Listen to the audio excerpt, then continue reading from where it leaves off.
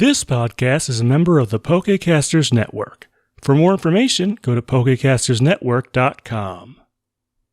Welcome to the Pokepress Digest Podcast, a Pokemon news magazine show. Here you'll find some of the best content offered by our site. For more, visit us at pokepress.blogspot.com. In this episode, Anne from Pokey Podcast comes over to talk about the music of the 18th Pokemon film, Hoopa and the Clash of Ages. We compare Tweedia and Every Side of Me as end themes, and also do a fair bit of discussion on the movie's scores. If you want to know what we thought of the film itself, be sure to listen after the outro. Thanks.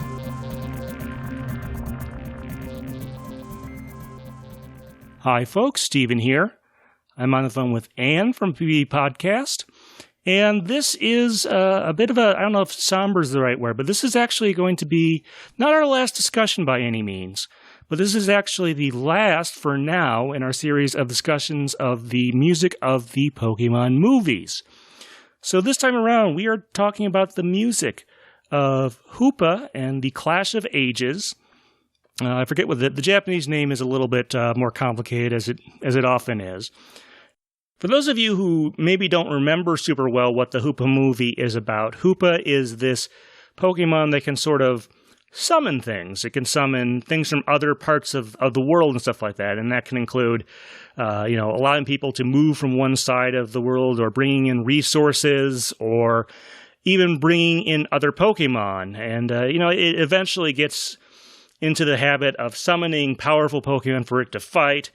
And in the opening sequence of the movie, we see its sort of more powerful form, the Unbound form, getting confined to this bottle, and we spend most of the rest of the movie dealing with the confined form, the more childlike form.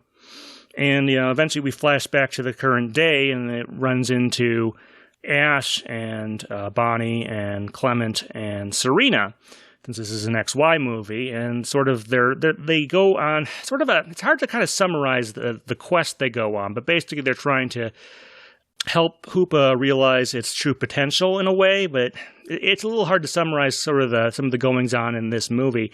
As far as how we originally saw it, I know I saw it on TV. Would have been on Cartoon Network at the time. I DVR'd it, and I went to rewatch it just yesterday, the day before we recorded this, and I thought I had it on DVD somewhere, and I could not find it. Now, maybe it is somewhere around here, and I've just lost it. I ended up actually buying it off of YouTube. You can actually buy movies off of YouTube if you weren't aware, and that was how I watched this. Anne, how did you end up getting to know this movie initially? I also saw it on TV, which is not the best way to see a Pokemon movie with, commercials and the like, but it did the job. I feel like not much could have saved this movie from the first watching. Yeah, we'll talk about that in our bonus segment at the end of the discussion. But we're sticking to our usual format with this. We're going to be talking about a couple things. One of those is the ending themes. Let's see, on the Japanese side, we have Tweedia, and the artist's name is a little bit complicated in there. On the English side, we have Every Part of Me by Danny Marcus. I have some thoughts. I have some notes punched up that I've written up on this. We'll also be talking about the score and some of the other stuff. And then you may be wondering, well, gee, if you're out of movies for the time being, what are you doing in your next episode? Well, stick around. We do have a plan in, and we'll go into that a little bit later. But first of all, Anne, why don't you tell us who exactly performs? I cannot. It's like Ray something or other. Who performs Tweedia and what's her backstory? All right. So Tweedia was performed by Ray Yasuda. She was born Rachel Rhodes, and she was born in North Carolina in the United States, actually. Her mother was Japanese, and it looks like her father may have been in the military, so she moved with them to Japan at age 3 and was schooled at the Yokoto Air Force Base, and so speaks both English and Japanese fluently, and decided to make her career in Japan as a singer. She says her influences are people such as Alicia Keys and Maria Takeuchi, Love Psychedelico, and my favorite, Utada Hikaru. But she actually started out in entertainment as a model. And after passing an audition to model as part of a virtual band, the Genki Rockets, which were a fictional band made up as part of a Nintendo game, and they had kind of a whole series. So maybe some of you gamers out there are more familiar with it than I am. But they had this band as part of it, and Yasuda, when she proved she could sing in her audition, didn't just get to star in the video, but sang on the album and is kind of the front person for the Genki Rockets as Lumi. This was back in around 2006 when Yasuda was in junior high, and her school didn't allow students to have performing jobs, so she actually kept all her work with Genki Rockets a secret until she was able to transfer to a new school that allowed her to pursue singing. And in 2013, she began pursuing a music career full-time, and she debuted with the song Best of My Love, which had a tie-in as the ending of Space Battleship Yamato 2199. So she's still dealing with space. But she has branched out since then and is enjoying a lovely career as a singer and a model. She also hosts radio shows and has begun writing song lyrics, including Boom Clap by Charlie XCX. So some of you have actually heard her work, even if you're not dialed into Japanese music. In 2016, she won the Teen Choice Award at the MTV Music Awards and is still going strong. She's had 2 studio albums to date and released 2 singles so far this year. She's kind of a bit of a newer artist compared to some of the others I've talked about who started like in the 90s or earlier. So it's exciting to think that she probably still has many more years and major accomplishments ahead of her. But that's what I have on Rei Yasuda. So can you kind of explain those 2 names there? Obviously, she was born in the United States. Where does the other name come from then? Can you kind of explain that? I don't have a lot of info on where it comes from. Yasuda may have been her mother's name. Rie could be a nickname she had, or, maybe it's her middle name. I don't have a lot of info on where that came from. So then, what kind of details do you have on this, the song itself then, how that got produced and associated? Because it sounds like if she did some video game work before, that would kind of give her an in on some of this. Any of that, how it fit together, or? Yeah, and it's kind of a nice little circle of connection. Rachel Rhodes, Rei Yasuda, performed this song, but the lyrics were actually written by Kenji Tamai, and co-written by Akiko En. And Mr. Tamai, he was born September 6th, 1971, and he's a music producer and the CEO of Ageha Springs, a Japanese music production team. He wrote music for Genki Rockets, which, Miss Yasuda was working on. And he's also written for groups such as Scandal, who we talked about on earlier episodes. So that kind of might explain how he got into working on this song for Pokemon. He's, in with Nintendo. He's in with Yasuda. They've all worked together before. He's also credited many times as translating songs from various K-pop groups, such as SHINee and Girls' Generation, CN Blue, translating their songs into Japanese for the Japan release. So he also has working on established properties, not just original music. It also suggests he speaks some Korean, but I can't confirm that. But yeah, between him and his production team and having worked with Yasuda and having worked with Nintendo, I'm not surprised that all these people came together again to work on another project. Definitely makes sense. Like I said, connections are still a very big part of the music industry these days, and I can certainly vouch for that. Even though I'm not a professional musician, I've often gotten interviews, by contacting one person, and that person knows someone else in the Pokemon music sphere, and can, first of all, that might be how they got their role, but it also gives me an opportunity to find additional folks. So not a complete surprise there. Any other production details about this song? Yes. Unlike some of the other ones, this one has a lot of side credits on it.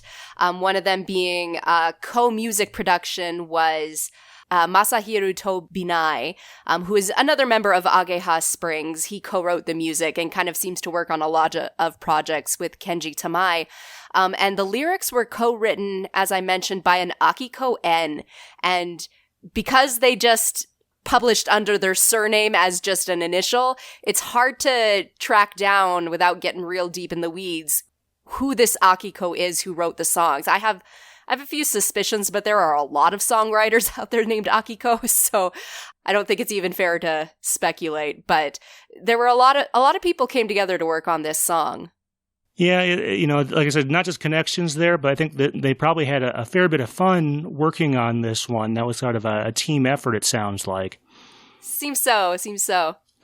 Okay, well, on the English side, kind of unfortunately, I suppose, nothing against Dani Marcus, but because we talked about her a fair bit as to what she was up to last time when we talked about her song for the Diancie movie, and we also talked about her a couple years ago when we talked about the Magirna movie.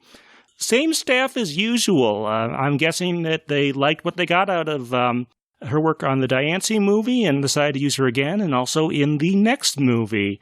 But no real special writing people on this. It's Ed Goldfarb, as you would probably expect for this era.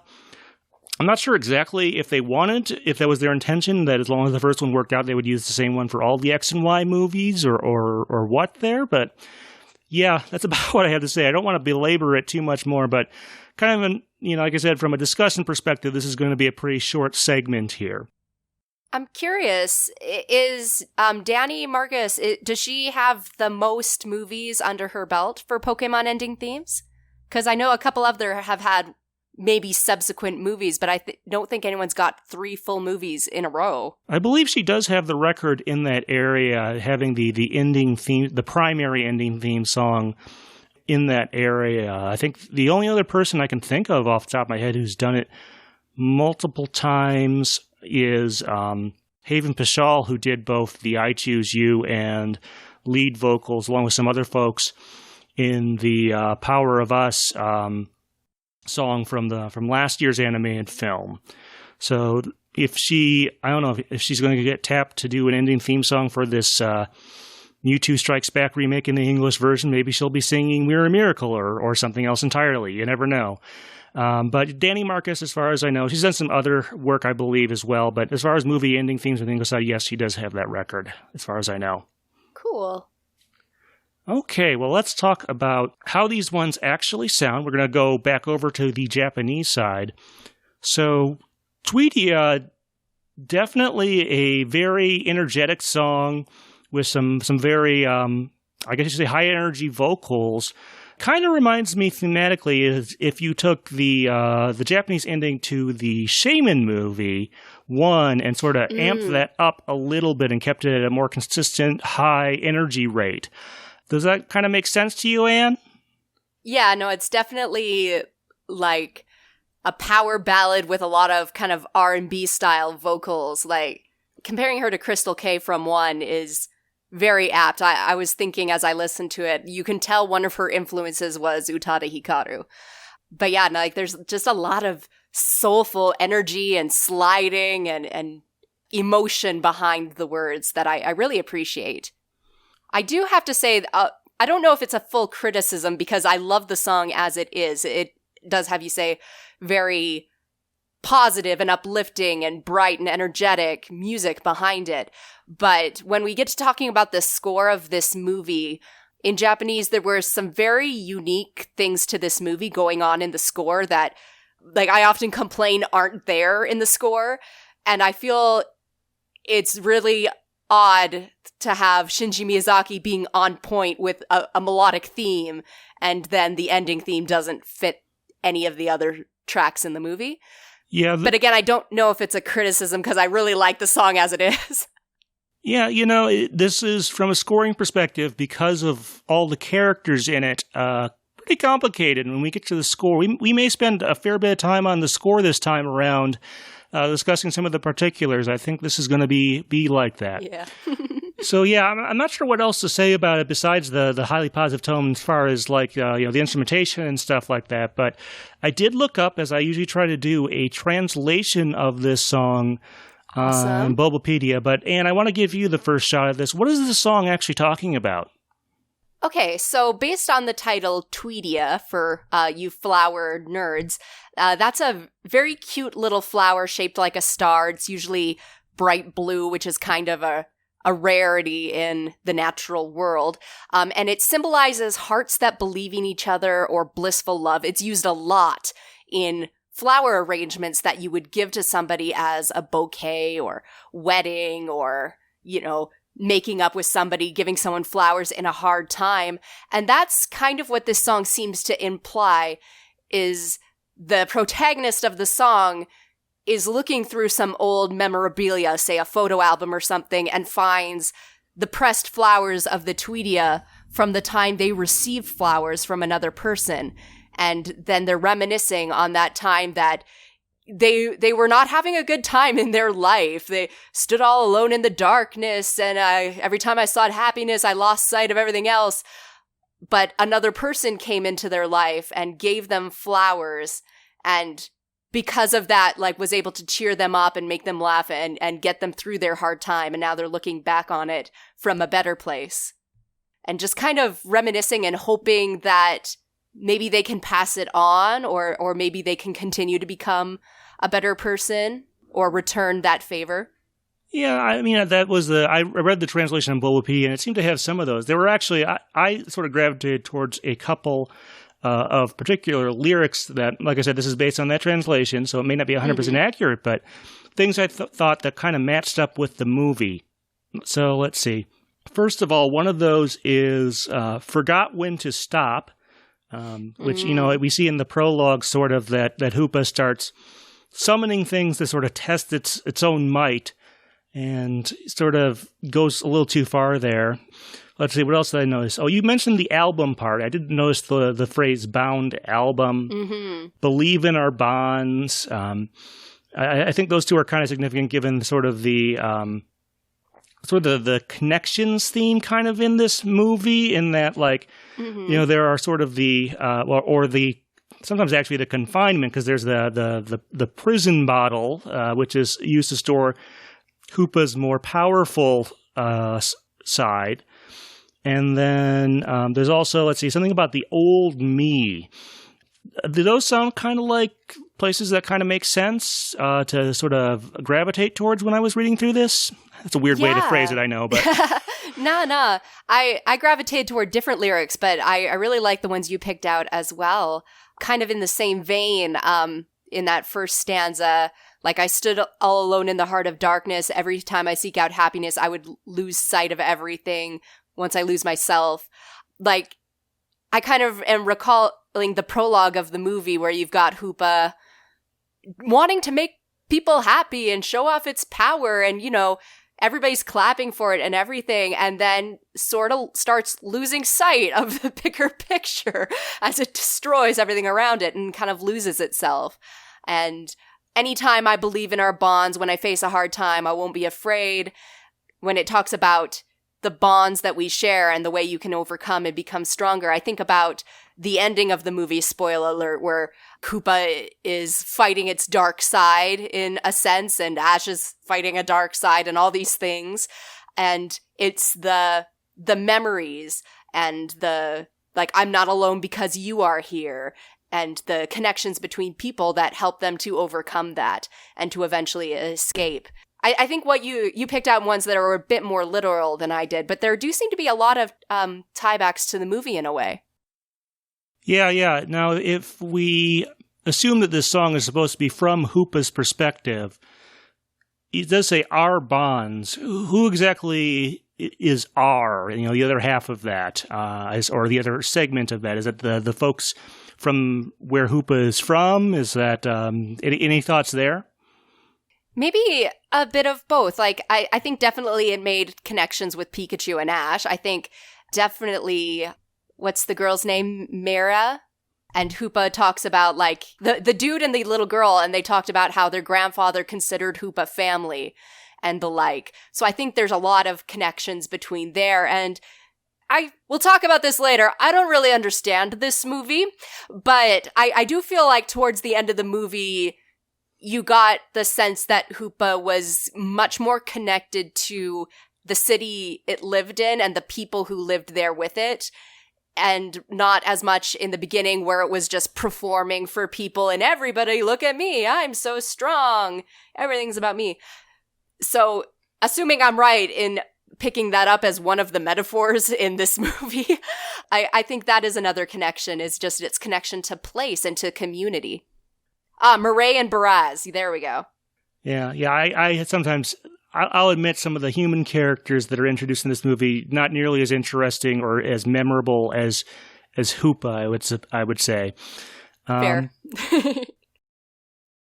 As far as I can tell, Happy Together's use in the first Detective Pikachu trailer wasn't because of any super specific lyrical parallel with the plot of the film. Sure, Tim whips out his phone a few times, and occasionally acts a little crazy, but really it seems that the song was meant to highlight the buddy cop aspect of the movie, and perhaps to suggest that Tim and Detective Pikachu might have wound up with each other for a reason. Musically, the song's melancholic verses and incredibly bright chorus parallel the film's darker but not too dark tone, and to a certain extent the personalities of the main characters, with Tim being more low-key and Detective Pikachu more energetic. With all that said, however, I'd be remiss if I didn't mention that this isn't the first time the song has come into Pokemon's orbit. Fans of the original N64 Smash Bros. Will remember that ads for that game also used this tune, adding another level of nostalgia to the mix. Anyway, do you have your own thoughts on any of this? Feel free to let us know. Thanks. I guess one other thing we should mention, there is a music video for this song. Have you seen that, and do you have any thoughts on it? I've seen two. There was the one that was kind of intercut with Pokemon scenes, and then I saw the short version that was put out by Yasuda's official channel. Which one are you talking about? Well, the only one I recall seeing is, the one that came with the DVD. Yeah, so I picked this up on a CD-DVD combo, which you see in Japan sometimes. And the CD has 3 tracks, Tweedia, and a couple, I guess you could call them B-sides. Mm-hmm. The DVD is rather short. It doesn't even have a proper menu. It just has the music video on there. I don't recall there being any scenes from the movie in there, so that's kind of the version I know of. Okay, cool. And what are your thoughts on it? Well, I don't know that it had a super in-depth plot or anything like that. It's mostly about people like giving and receiving flowers, which I don't remember how many of them were actually like the Tweedia plant, but... Yeah, no, that is the one I saw then. I saw a short version of that, yeah. Like a lot of different flower arrangements. Yeah, it definitely goes, I suppose, with some of the lyrics in there, but no distinct ties to the movie since there's no footage in there. Although I think I remember when we were talking specifically about like Detective Pikachu and stuff and the Carry On music video that you kind of don't always like, just maybe not randomly is probably being a little too harsh, but just having scenes from the movie intercut in there. Is that sort of, am I characterizing that correctly, Anne? That's generally my stance. I just want a movie or I want an AMV. I think I kind of get it. I'm not sure I totally agree with that, but... You don't have to. So with that being said, I think that's about what we're going to get musically out of Tweedia at the moment, but let's talk about Every Side of Me. Like I said, Danny Marcus, one of her 3 ending themes, at least thus far. One of the things that strikes me, in terms of tonality, this song is very different from Tweedia. It starts with a very somber opening, and it does get more energetic as time goes on before it goes into sort of that piano version that you hear at the very end, which seems to be pretty well in common with some of the more recent Pokemon movies as they do the ending theme song, and then there's a sort of a piano rendition usually of that song towards the end of the credits, with the exception of, I guess, I Choose You. Very, very different tonality. Did that strike you, Anne? Yes, very much so. As we were talking about the score earlier, this one kind of fits in with that score a little better, although I do believe the English score was a little different than the Japanese one in that way. So I might have to revise my thinking on that. Maybe it doesn't fit quite as well, but like it fit that theme of this location based on Dubai for location scouting. Like with those stringed instruments and the minor key. Yeah, definitely based on Dubai. I have I guess a bit of trivia for that later, maybe. I did want to note one technical aspect of it. Some of the drum samples use what's called gated reverb. It was very big in the 80s and has been making a comeback sporadically in the last few years. But basically, it's a case where the echo of something is louder than the original source, which is not naturally possible, but is done with various types of effects, either like a electronic synthesizer or stuff like that. There's a good video out there that I'll try and put a card into at some point. But cool. I did kind of want to point that out. That's why the drums have that interesting sound that sounds kind of like, almost like an 80s song in a sort of way, although the song itself does sound more modern than that. Mm-hmm. Towards the middle of it, there's a little bit of a Middle East style interlude. I don't like... It's always a little bit tricky with this. I like to say, if you ever played a desert level in a video game, because this thing is often used, this style of music is often used for that type of setting. But what did you kind of think of that, and maybe structurally, before we get into the lyrics? Well, like you, I'm have trouble describing it. If my piano teacher's watching, I'm going to guess it's like a natural harmonic minor scale, but it's a sort of scale of music that's very indicative of Southeast Middle East and the styles of music there. And on the one hand, I really appreciate them trying to tie it back to, this city is a place in the Pokemon world and it has its own music style and its own feel. But this song goes a lot of places, in starting kind of in the somber area, and then it kind of gets to a much more positive area, and then it gets to like a piano. I'm not sure if I'm completely sold on it going so many places, but it does grow on me, so I think the more I listen to it, the more I'll let that go. Yeah, I kind of see what you're saying there. Yeah, it is a little bit kind of structurally a bit unusual, I guess, is the best way I can put it. Yeah, maybe unusual. Not necessarily bad. I'm not sure it's convinced me yet. Well, let's talk about the lyrics then. So I did, like I did with the translation to Tweety I found, I did call out a few of them. At the very beginning, in that somber passage, it says something about create something with room for only me, which is sort of referring, I assume, to sort of Hoopa in the opening sequence, how it kind of got a little selfish and sort of, wanted to test its might and stuff like that. Mm-hmm. But there were a couple other ones I did put in. First of all, there's the "Were you surprised?" which is kind of a... Oh, yeah. Something I believe Hoopa actually says something, or something very close to that, several times in the movie. Mm-hmm, mm-hmm. Which I felt was a nice touch there.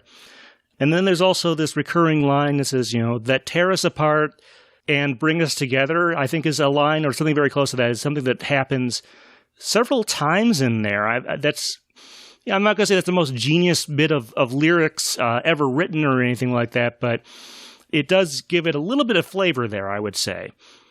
And did you have any particular lyrics that caught your attention? Well, I'm kind of with you on that tear us apart or bring us together. That whole chorus section, every side of me, all my hidden places, all the different faces that compete to share your heart. Like, I get to thinking about Hoopa and their journey through this movie a lot, and them being a selfish character and a prankster, someone who puts on a face in a way to kind of hide their vulnerabilities and has trouble connecting to people, and how the people it meets throughout this movie sort of come to find every side of Hoopa and all of the things that make Hoopa who it is, and guide it metaphorically to where its real home is. Yeah, again, I don't understand this movie. It's harder for me to find the metaphors in the song lyrics, but I feel there's something very, very interesting and very tied to the movie in here in a very poetic way. I love Tell Me Were You Surprised as well, being like that Hoopa's literal catchphrase, but there's something quite beautiful in the chorus there, I think. Yeah, there is. Of course, I kind of came back to every side of me. You did mention that there is... What I mean by that is that, there's two very obvious sides to Hoopa. There's sort of the two parts of its power or personality or whatever that are sort of forcibly split. Of course, the name Every Side of Me does seem to imply there are more than two, that there are at least, 3 or 4. And I think you did a good job sort of laying those out there. So I just kind of wanted to point that out as sort of maybe things are a little more complex than you might see at the surface level there. I just felt it was worth mentioning. Not everything's black and white? What? No, those are the previous movies. Anyway. Oh, whoops.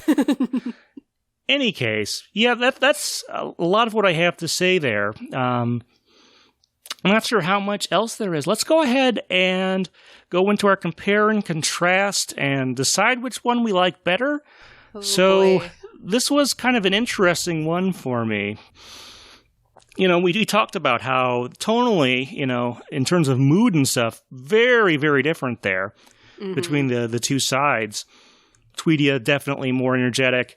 Every Side of Me definitely slower, even though it does sort of lighten up as time goes on. I get the feeling that if I knew more Japanese, the Tweedia would probably hit me harder and probably be, I don't know about super easy, but probably be relatively easy for me to say that it comes out ahead.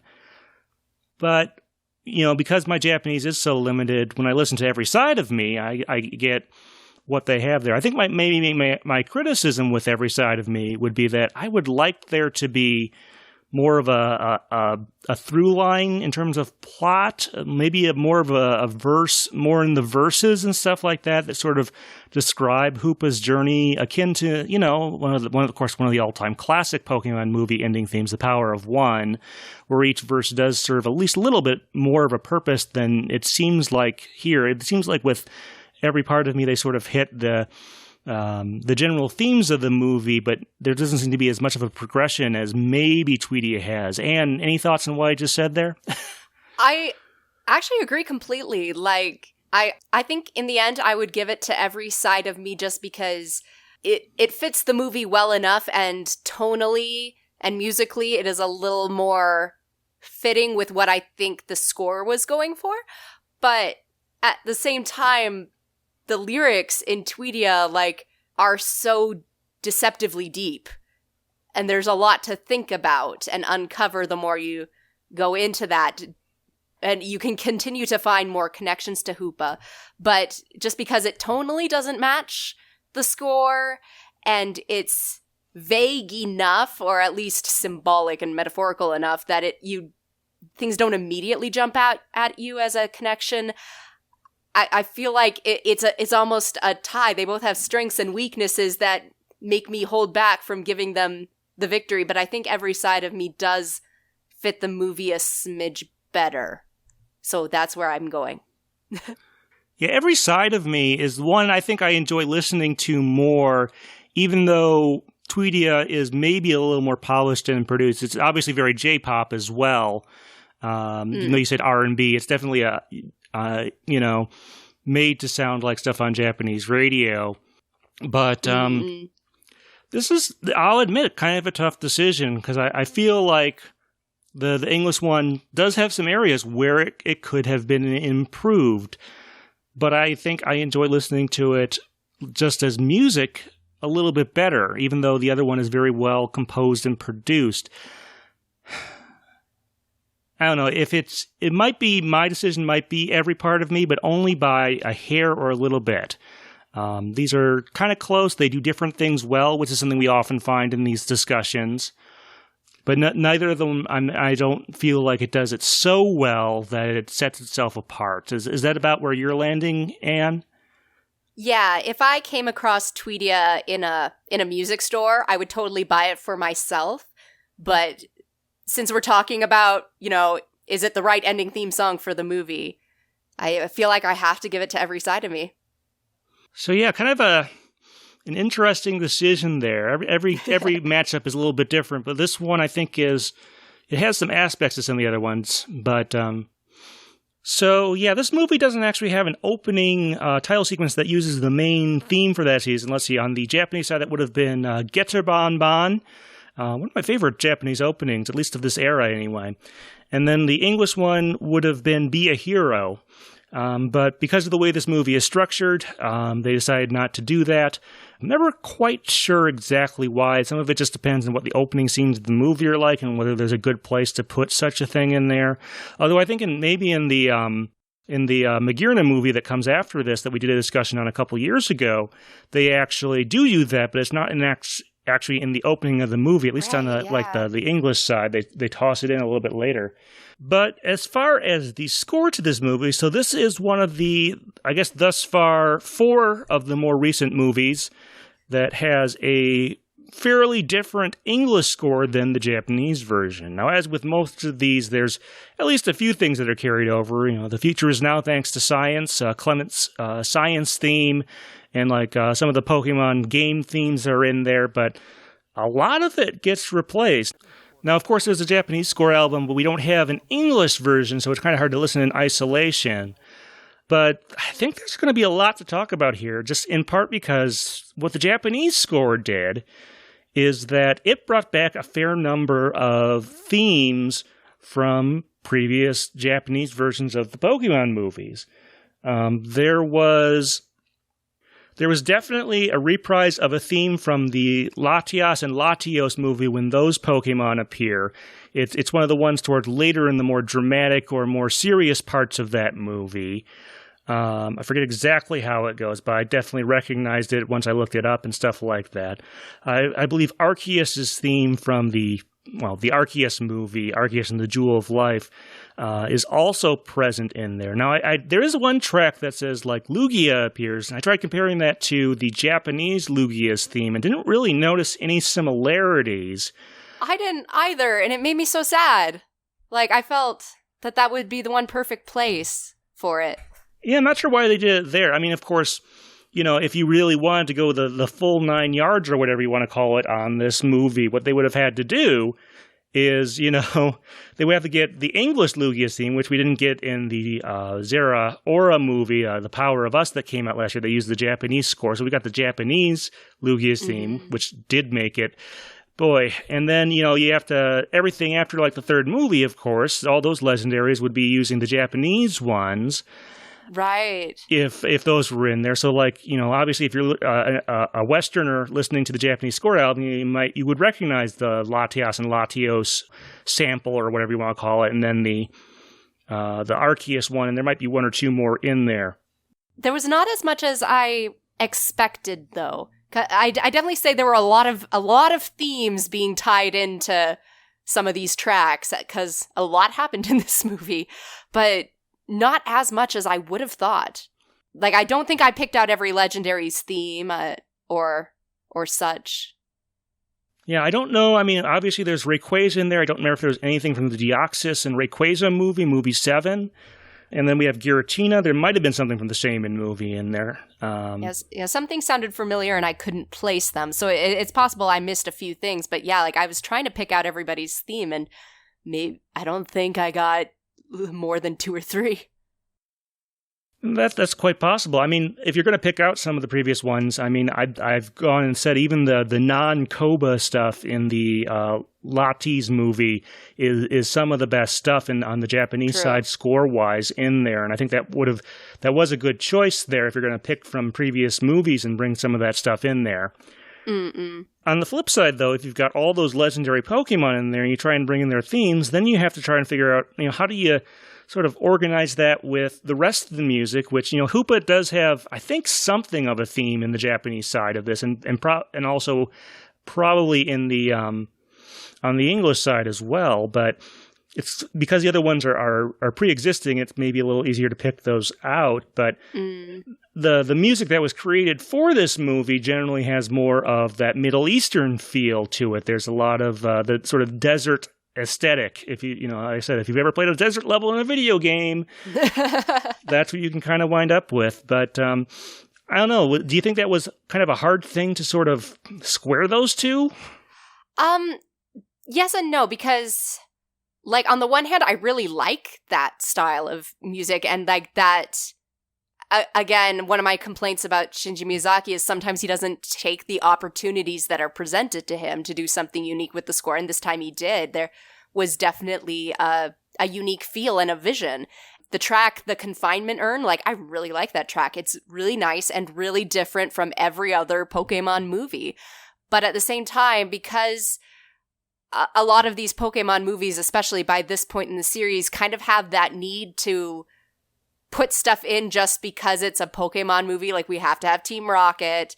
We have to have this or that. So, like, when the power of science shows up and there's not a lot done to it to make it fit the musical world he's established, it sounds really weird. And I think the most obvious example is the track Meeting Hoopa, because it starts off with just that typical anime series stock music, like diddle-it-diddle-it-diddle-it, and, you know, we're meeting Ash and it's the start of a new journey. And then suddenly it does a hard 180 to get back to that, you know, stringed instrument desert riff, because Hoopa showed up. But, yeah, one of the things is it definitely uses that theme that was originally created for the anime, where it's the da-da-da-da-da-da, you know, that one. That's used a couple times in there. It's kind of used it, oftentimes, I think, the introduction of an episode where the narrator would be talking about what's going on. It also has kind of a bit of a shopping, like, Muzak type of vibe in there. Yeah. And it's in there a couple times. Not sure why they chose to bring back that specific one. I mean, I will give them the credit that it seems like one of my criticisms of the Japanese score for I Choose You is that some of the tracks they brought in from the anime sound extremely close, like so close that you'd swear that they're like the original recordings looped in certain ways, that they sound so dead on there. And that was kind of one of my criticisms there. Here they do, I think, they're definitely new recordings, which I think gives them a little more leeway. But what I really wanted to suggest is that maybe this would have been a good movie. I don't know. I don't think he did. But if Shinji Miyazaki had brought in a second person to sort of help him work through some of these scenes and rework some of these themes and get them to work. Because even all the legendary themes, those are from different movies. And getting them all to work together, they weren't designed that way. So that, you know, it might have been a good idea. And going back to movie 5, one of the better scored movies on the Japanese side, in my opinion, I think it would have been a good idea for them to bring in some help. What do you think about that, Anne? I agree. I think on a lot of parts of this movie's production, bringing in somebody else to just smooth a few things over and help them connect better would have helped. But definitely, I would say you're right on the music. And Mr. Miyazaki does seem to show some of his best work when he has a sounding board to bounce things off of, or another person to collaborate with. That may have been all this needed to make it perfect. I find it interesting that, again, we have that sort of stock list of things we have to have in a Pokemon movie, and they chose not to have the opening theme, you know, battle montage situation for this movie. And it's surprising that they were able to get rid of that, but it's like, no, we still have to have the power of science. No, we still have to have the battle music and not dress it up in a way to make it fit the world it's in. I found that to be interesting. And again, you might be right in saying that just another person there to kind of look over his shoulder and offer insight might have made all the difference. I don't know. Okay, well, we've been talking a lot about the Japanese score. As we mentioned, that a lot of this movie was, in fact, rescored for the English version by Ed Goldfarb. And I'm not sure how many assistants, if he composed it all himself or what, but a lot of this was rescored. Now, thematically, like a lot of the Middle Eastern stuff is, you know, it's different compositions, but very tonally, very similar between the two versions of the movie. Kind of unfortunately, probably in part because I don't have a separate audio track and I haven't watched this movie as many times as some of the other ones. Nothing from like the dub score is really springing immediately to mind, but I do remember the general stylings of it. And I don't know, I'm not sure I have too much else to say. There isn't bad or anything like that. It's just that these two sides kind of came in from very different directions for kind of reasons we don't completely understand, but have some decent ideas about. And does that kind of make sense? Yeah, basically. There's a lot of good going on. There's a lot of meh going on. But they're in the same spirit. I mean, if you have to look at this from, you know, the English perspective, from Ed Goldfarb's perspective, what he had to do was he had to create new music for a lot of those fight scenes that wasn't derivative or based on stuff from previous movies.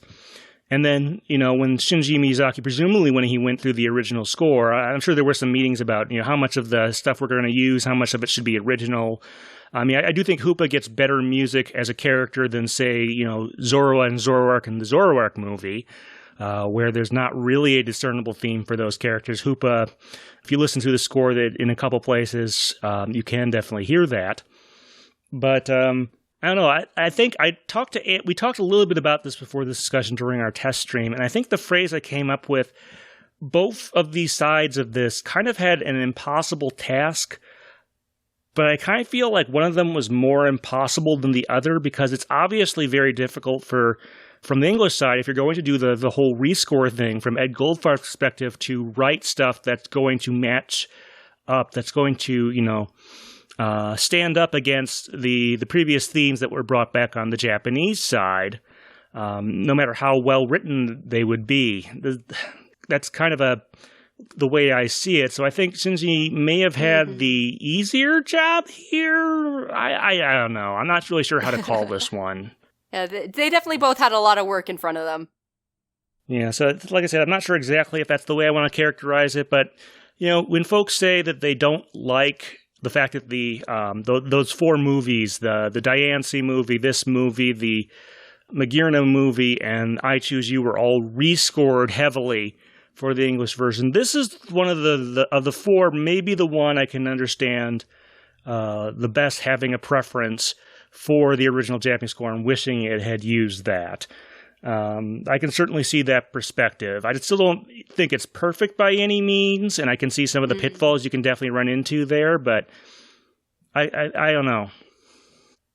Okay, well, I think that's about what we've got for the music part of this discussion. Now, you may notice that since we've already covered the movies that come after this, so the Magirna movie, I Choose You, Power of Us, Detective Pikachu, you may realize, hey, wait a second, you guys are out of movies. You guys are going to do more of these. And yes, we are. We are definitely going to do that. And I put up a little poll on my community tab of YouTube, and thank you to everyone who voted there. And I gave them three options. One of those was to do a summary thing where we talked about what we've learned so far. We kind of did that last year with the anime convention, but I did want to put that out there as a choice.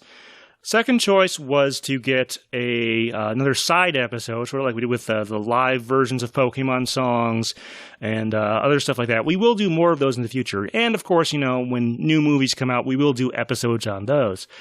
The third choice that I gave was to do a discussion on the music of a Pokemon side game. I think there's going to be sort of our pattern for at least a little while, at least until the Mewtwo Strikes Back Evolution comes to the States. We'll certainly do an episode on that. There is certainly the plan.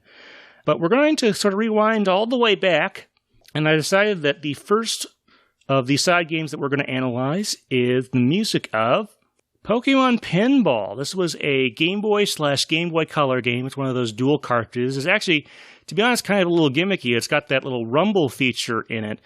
But this is a Gen 1 side game that came out for the Game Boy. And as the name implies, of course, it is a pinball game. You hit a Pokeball around the board trying to capture, evolve, play little bonus games, score lots of points, of course, and trying to complete a Pokédex of the original 151 Pokemon. I definitely remember playing this back in the day. And what kind of experience did you have with this one? It was kind of the mindless fun you get playing, say, Yoshi's Cookie or Tetris, I found, but it was delightful, and the Pokemon are super cute, and yeah, it's just a fun little pinball game. Yeah, we'll definitely, like we do with the movies, talk a little bit about the games themselves, but obviously our discussion is going to be mostly on the music. If you do have a copy of this, you can there is actually a full sound test that has all the songs there. A lot of them are derived from Red and Blue. A few of them are original. And there's also one derived from the Japanese version of the anime, which, if you're trying to track down a copy of this, you may notice is conspicuously absent from the 3DS Virtual Console. And I think that may be part of the reason why, but that is going to be our next discussion. We're going to obviously structure that one a little bit differently. We might do a pick 3 for each of us and sort of talk about it that way like we do in some of our side episodes, but that is what we're going to move on to now that we are out of Pokemon movies. Until then, Anne, thank you very much for being on. Thank you for having me. This has been Stephen Reich. All right, folks, thanks. Thanks for listening to the PokePress Digest podcast. We'd appreciate if you rate or review us on your podcast app of choice. If you'd like to find more of our great content, visit our website at pokepress.blogspot.com. If you'd like to contact us, send an email to pokepress@gmail.com or follow @pokepress on Twitter.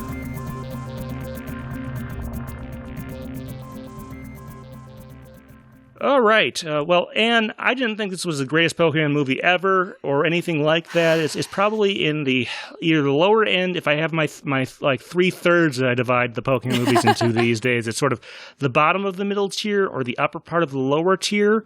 Like the Magearna movie that comes after is definitely less appealing to me. But it sounds like you had some specific musical, like, tie-in things that you wanted to go over there. I know this is sort of the movie discussion, but it sounds like you had some specific things you wanted to mention. Like, it's less of the music. Like, I just feel like it's so ironic that I feel that Shinji Miyazaki, of the entire team, that production team, was the most on point in this movie. Like, I don't understand this movie. Like, Keldeo, I understand why it frustrates me. It feels like they just didn't try. But this movie, like, they clearly tried to make something and it doesn't come together. It just all falls apart. Like, what happens? I don't get this movie. I have frustrations. There's so much potential. Well, to be honest, the emotion I got watching it yesterday is about 3/4 of the way through. I was kind of tired of it a little bit and just had kind of... I wasn't watching it super closely, to be honest. But it definitely didn't quite keep my interest. Like I said, I do think the Magearna movie is definitely sort of the low point, and for whatever reason for me in terms of, like, maybe not the worst Pokemon movie ever, but definitely towards that bottom rung. This one is, I definitely think, better than that, but I do like to kind of joke. If we go back, Hoopa's a 6th generation Pokemon, and sort of one of the big things about it is it summons a lot of legendaries. So I'd like to joke that Hoopa may be a 6th generation Pokemon, but it's pretty clear it was put in charge of the 5th generation of the Pokemon trading card game, which is heavily laden with legendaries and not to my liking. Part of that is actually has more to do with the 5th generation rules, but I kind of like to make that thing. So actually coming into this movie, I was a little bit pessimistic, so maybe it actually exceeded I may have had some low expectations. I think there was more to it than I thought, so maybe that's why I don't have quite the negative impression that you do, it seems like, but... Yeah, it's not completely negative, because I can see that there's a lot of potential for some really great things. Like, you've got this character of Hoopa, who in the same way as Shaman, like, you know, the gratitude Pokemon, who is very ungrateful until the end. You've got this Pokemon that is possibly learning some life lessons and fixing some personality flaws. And you've got potentials for metaphor and confinement, and you've got evil Ash, you've got alternate costumes. Like, you've got a lot of interesting things going on in this movie. But it's like say you order online, like, a beautiful piece of jewelry or something, and it's, you know, got all these jewels and gold and customized carvings, and it's like a work of art, but it arrives and you open the box and it's just like all the separate pieces and like all the components aren't connected. And that's this movie for me. Like, I'm sure there was a masterpiece in that box at one point, but somehow everything just fell apart and just felt like everybody at the studio got to direct a scene or something. I don't understand what happened to this movie.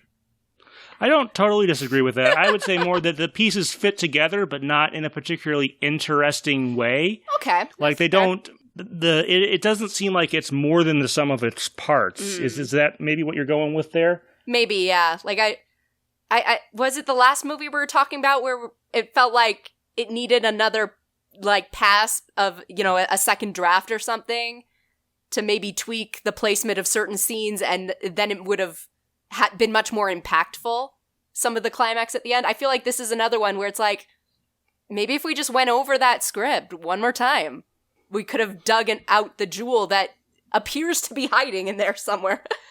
I suppose that's one possibility. I mean, maybe not. to be honest, I don't know. I mean, I kind of want to bring up the TCG examples in part because I don't know that having more legendaries necessarily makes a better movie. I think they maybe thought that having a bunch of legendaries in the movie, it obviously got attention, but I don't know that it made the scope or the interest level, or maybe it didn't make the movie as interesting as they thought it would on paper.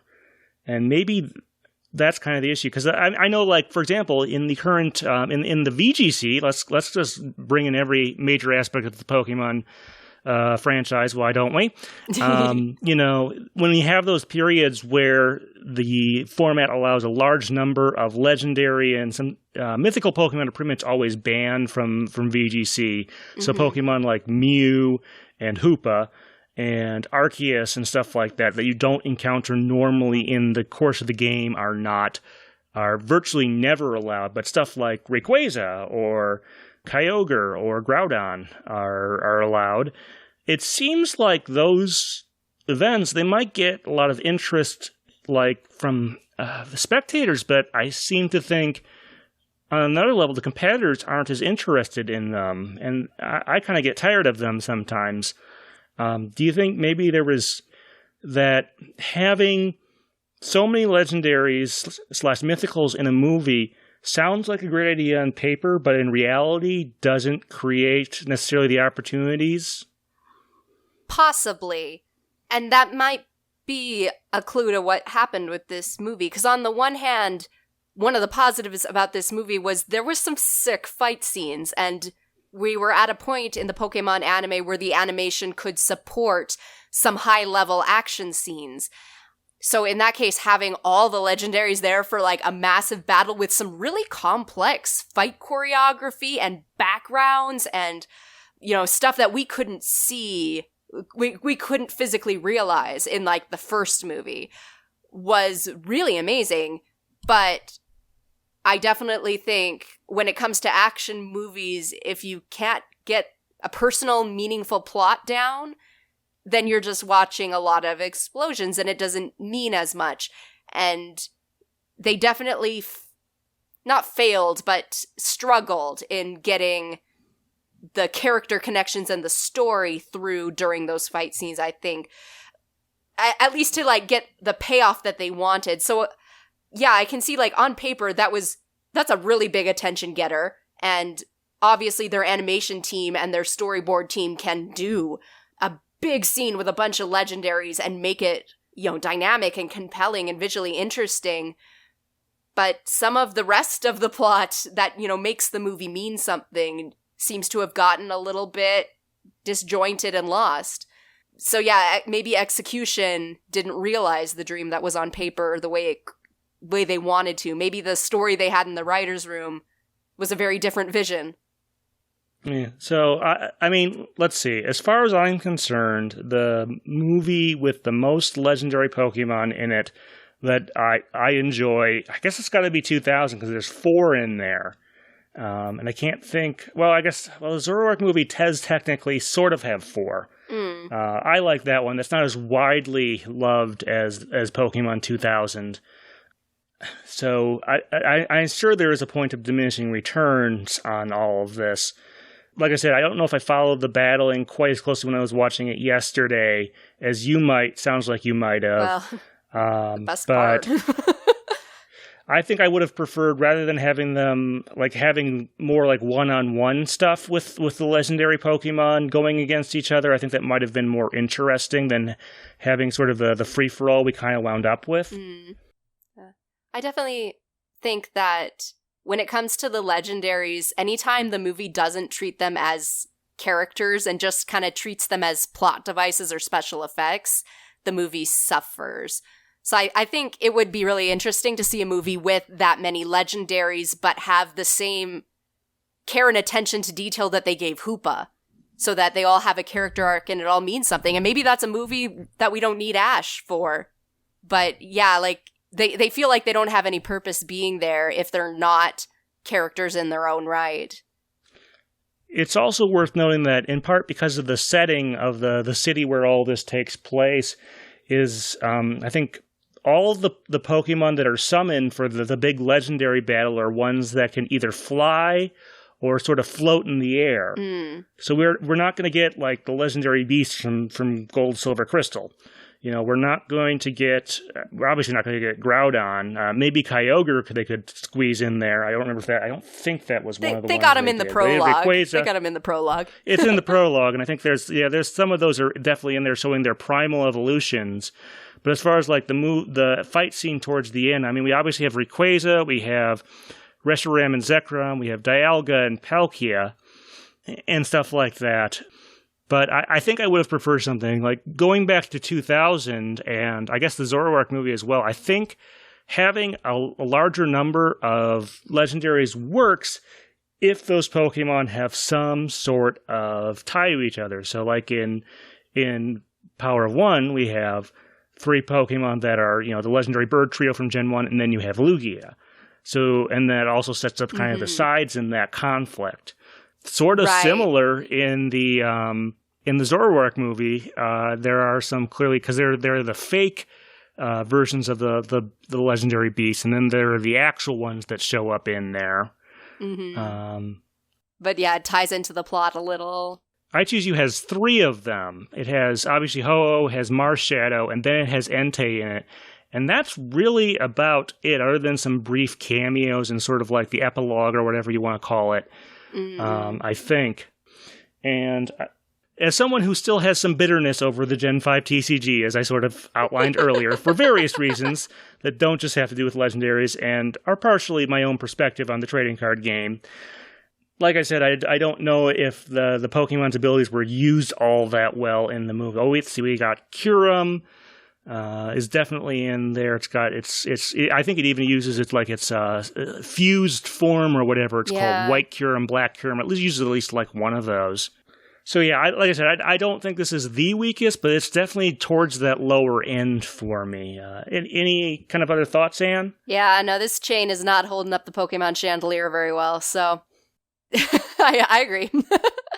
Okay, so like I said, not awful. Not like I said, we don't want to get too far into like hyperbole. Like we're saying, oh man, my life was totally ruined by watching this movie. Right? Yeah, no, it had potential. That's ridiculous. But we will point out, we will criticize a movie like this if we think it's towards the lower end of the quality spectrum for at least within Pokemon movies. Okay, got a little note from let's see, Honey Drop Heavens likes the music. Like I said, anything you have, we're about to go into the score. Gets a Bonbon, Mad Paced Getter. I don't even remember that song. Oh, I do. Okay, good. Well, part of it is because my Japanese is terrible. I wanted to write a parody called Autobonbon, but look out, it's a VW. Oh no.